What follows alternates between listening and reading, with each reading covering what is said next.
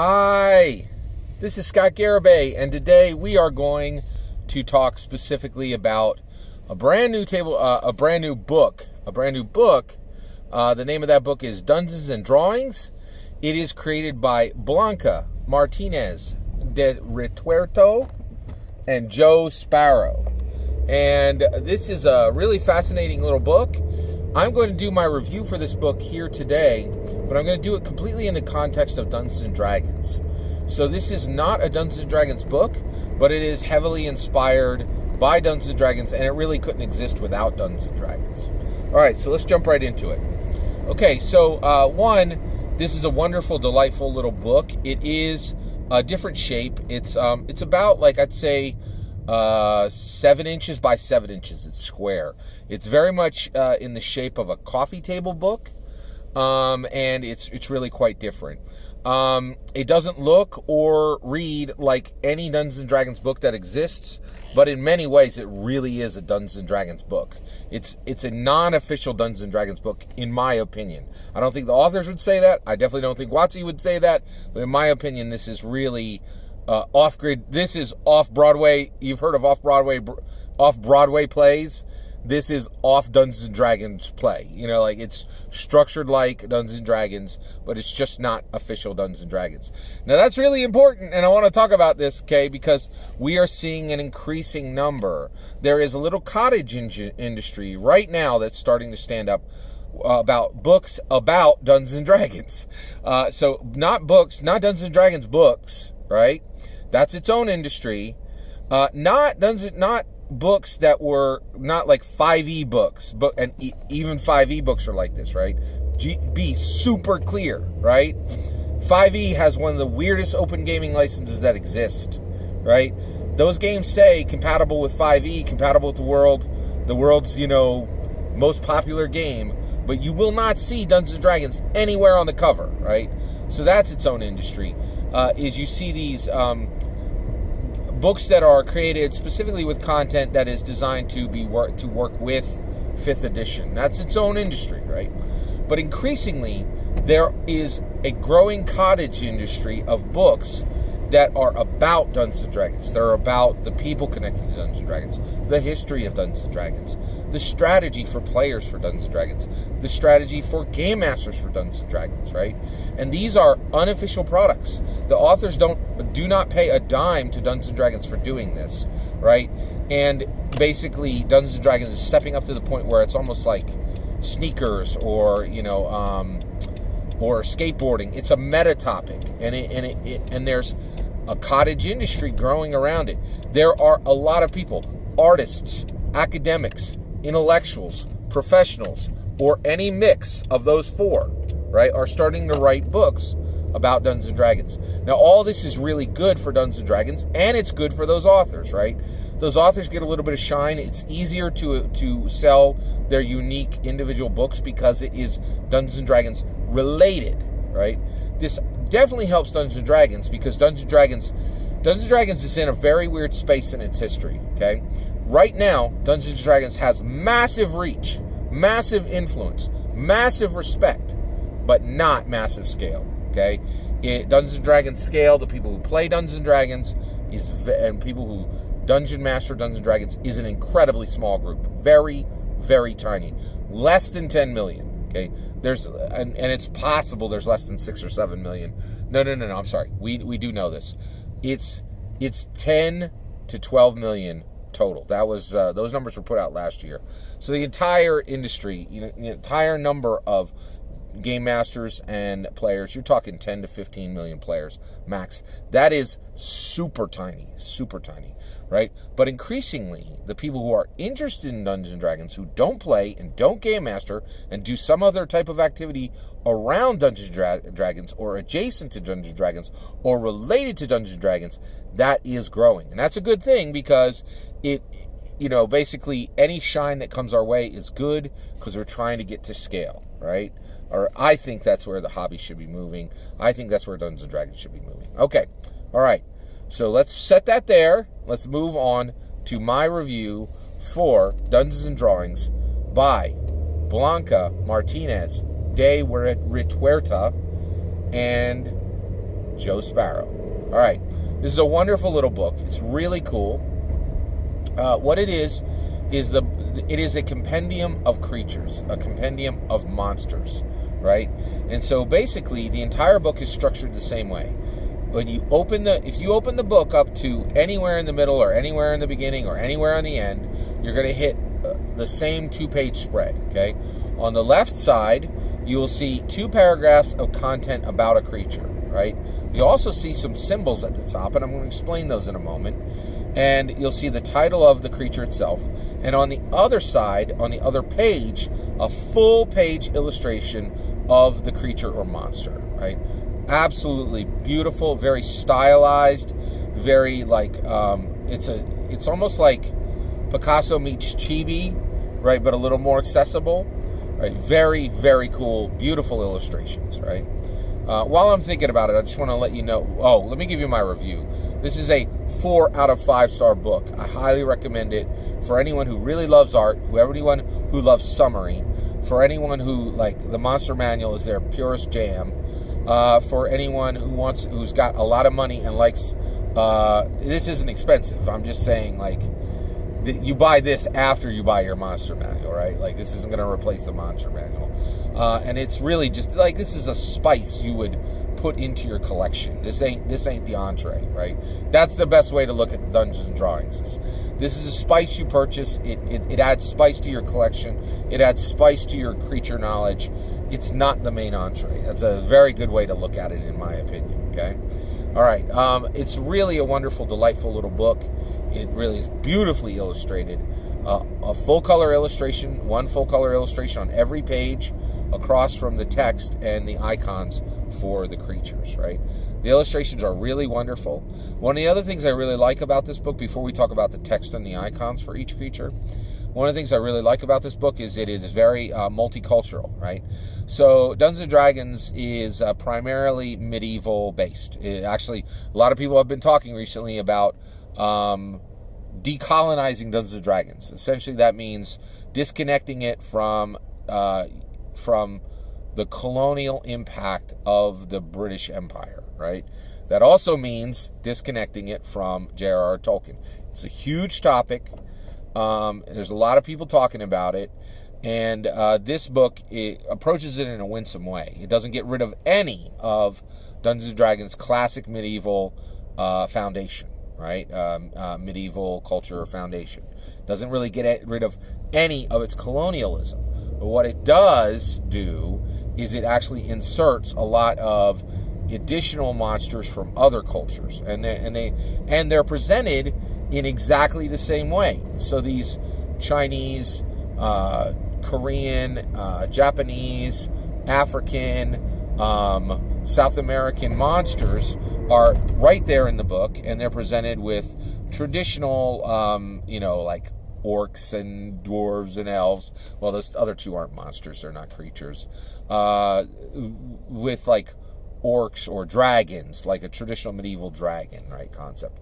So they're right in there with them. They're presented in exactly the same way. It's really done in a beautiful, winsome way. And this is a great approach to that decolonization question. Rather than strip things out of the game, why not add things into the game so it's more multicultural? Really, really interesting approach.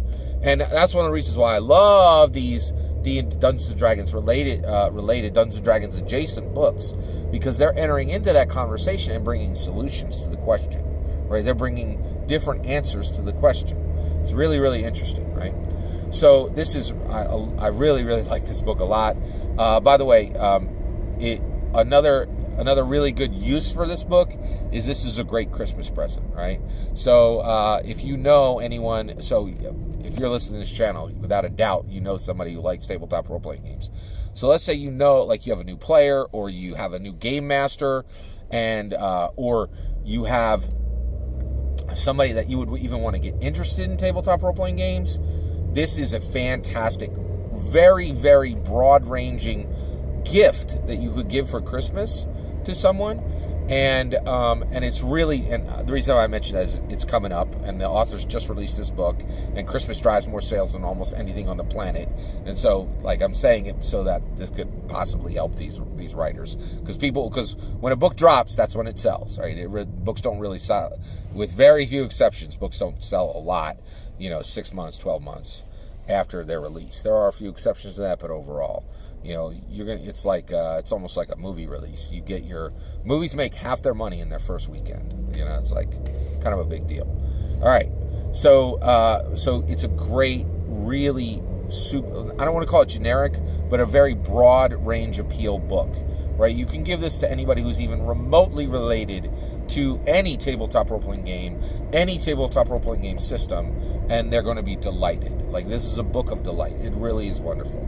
Let's talk about the text and the icons. Really cool aspect of this book. I absolutely love this, and what they did in this book. And I also think it's very much attached to the future of tabletop role-playing game design, right? So let's talk about it. All right, so what did they do in this book that's so unique and special, right? Well, first and foremost, they have icons.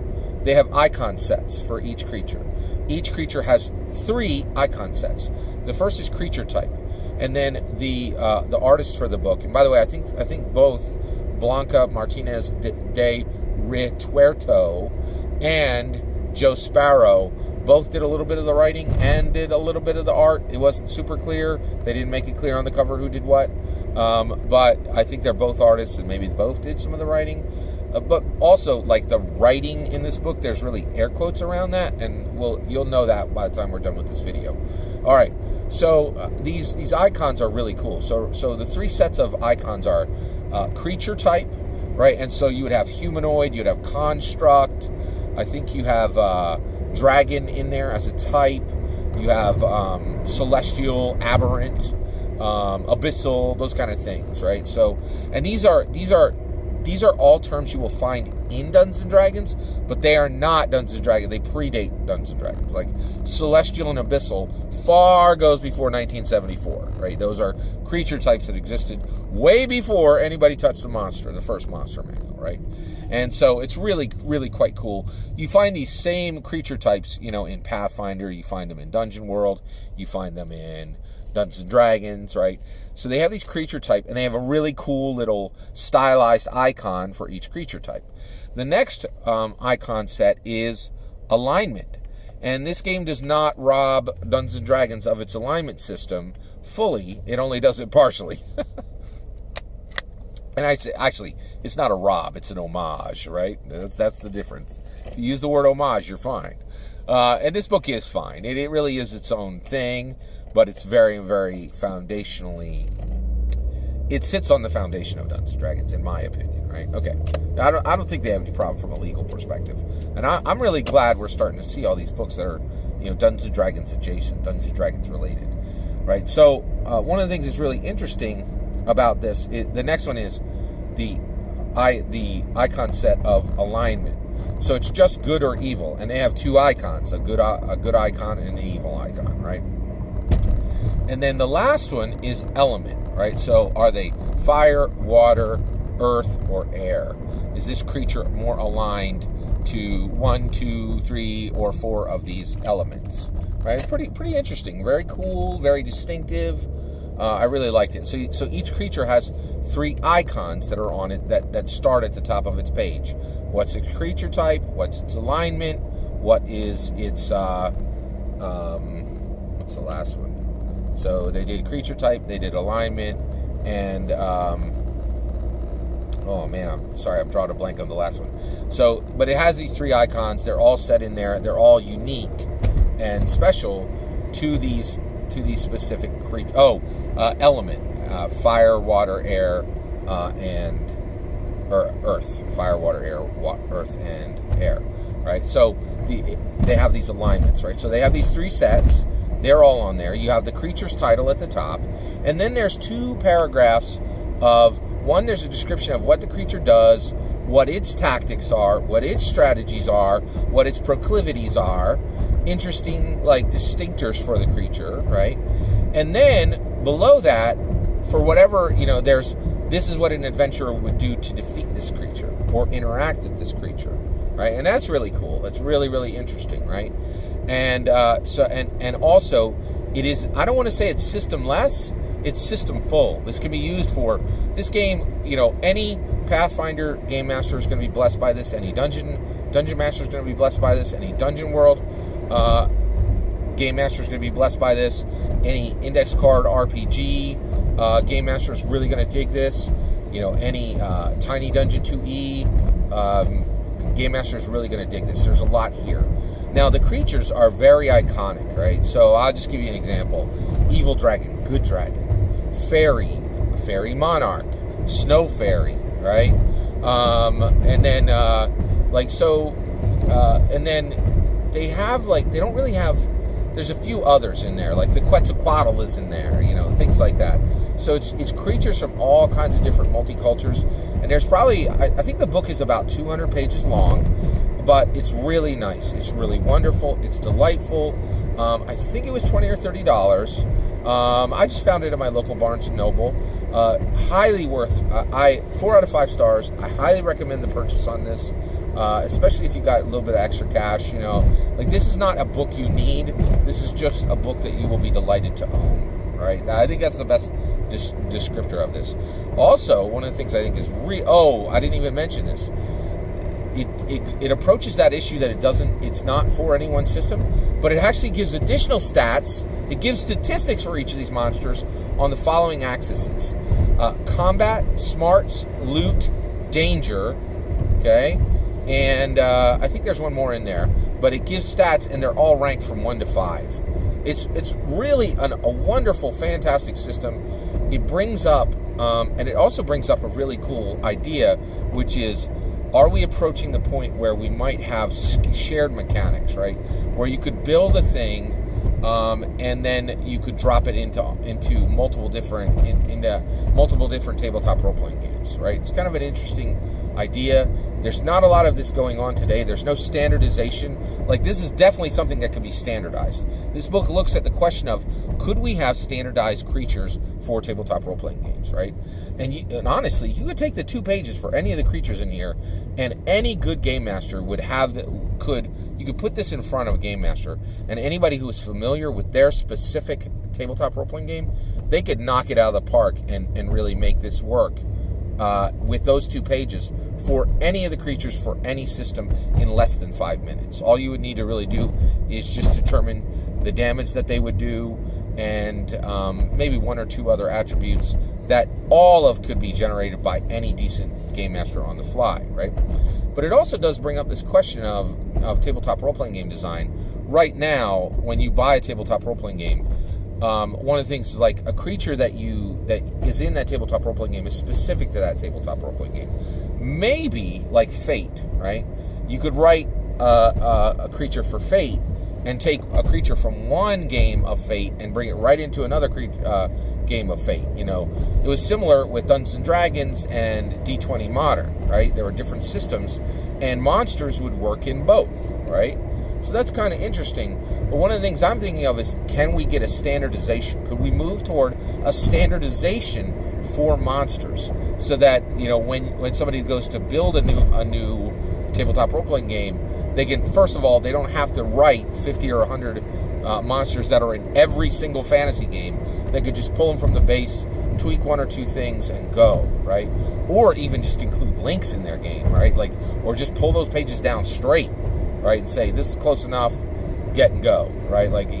It's really, and I think this is a big concept, because what about the idea of having game elements, and creatures would be the easiest, I think, that could span different games made by different companies, made by publishers who did not even have any relation to each other, right? They just both adhered to this TTRPG standard, right? And if you think this idea is crazy, I understand where you're coming from, right? But I really do think, at this point, we have a lot of people coming into the hobby. We are starting to grow. We want to move towards scale, and we really need to start to think about, if there are going to be 100+ new core rulebooks coming out every year, is there something we can do to pave the road for players to make this easier, to make it so that not every game designer not every single game designer who makes a new game in 2020 has to reskin an orc, right? Like, it's just, is there a need for that, right? Like, if you have monsters that are unique to your setting, yeah, build them, right? But if you have, if you're putting a wolf in, what's the point of, of spending time on that and 50 other creatures, right? So I really think we should, so this book really brings up that question of standardization. Overall, I was incredibly impressed with Dungeons and Drawings. I really like the work of Blanca, Martinez, de Rituerto, and Joe Sparrow. I highly recommend purchasing this book. All that's my opinion. I'd love to hear your opinion on the book, or on the idea of standardized monsters, or on the idea of Dungeons & Dragons adjacent content. Let me know in the comments below. Please consider liking and subscribing, and have a wonderful millennium.